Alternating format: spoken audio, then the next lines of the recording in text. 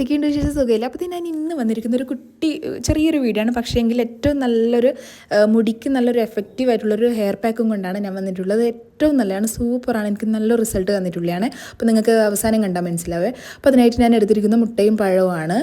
ഒരു കോഴിമുട്ടയും ഒരു പഴവും. നിങ്ങൾക്ക് ഇതിൻ്റെ സ്ഥാനത്തോട്ട് ഏറ്റവും ബെറ്റർ എന്ന് ഞാൻ പറയുന്നത് പഴുത്തലിനൊരു നേന്ത്രപ്പഴമായിരിക്കും. ഏറ്റവും നല്ല പഴുത്തലിൻ്റെ നേന്ത്രപ്പഴമാണ്. അപ്പോൾ എനിക്കത് കിട്ടാനില്ല, ഇവിടെ കിട്ടുന്ന ഈ റോബസ്റ്റാണ്. അപ്പോൾ അത് ഞാൻ എടുത്തിട്ടുള്ളത്. ഇതും നല്ലതാണ്.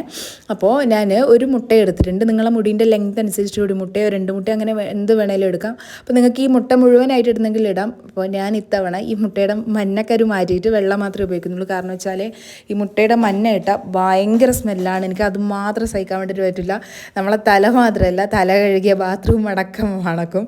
അതുകൊണ്ട് ഞാൻ ആ മഞ്ഞ അങ്ങ് മാറ്റിയിട്ട് ഈ രണ്ടും ചേർത്ത് നല്ല രീതിയിൽ മിക്സ് ചെയ്തിട്ടുണ്ട്. നല്ല രീതിയിൽ മിക്സ് ചെയ്യണം. എനിക്ക് അവസാനം പഴത്തിൻ്റെ ഇത്തിരി കട്ടകളെല്ലാം ഉണ്ടായിട്ടുണ്ട്.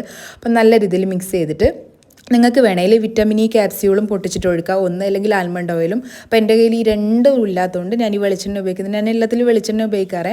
അപ്പോൾ അതേ വെളിച്ചെണ്ണ ഒഴിച്ചിട്ട് ഒന്നുകൂടി അടിച്ചെടുക്കുക. അത് നല്ല രീതിയിൽ അങ്ങ് അടിച്ചെടുത്തിട്ടുണ്ട്.